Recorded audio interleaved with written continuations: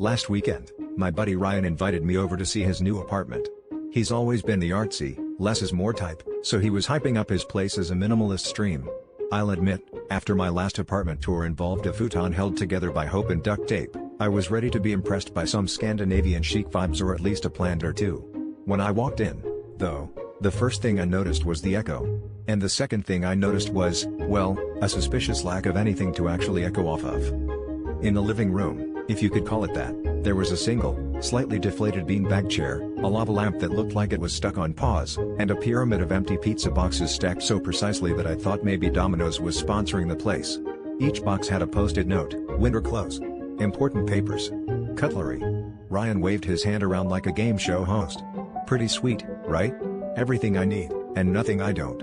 He plopped onto the beanbag, which made a noise like a dying accordion, and offered me a seat on the second couch, which turned out to be the floor. Trying to be polite, I asked where he kept his actual stuff, like, you know, dishes, towels, a bed. Ryan looked at me like I'd asked him where he stored his collection of medieval armor and said, "Dude, that's what the pizza boxes are for. They're modular. One for every need." I watched in horror as he opened a box labeled toiletries and produced a single, slightly greasy bar of soap.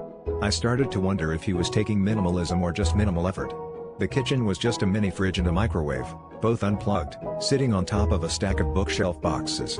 There was no table, unless you counted the one labeled dining room set that doubled as a coaster for his only coffee mug.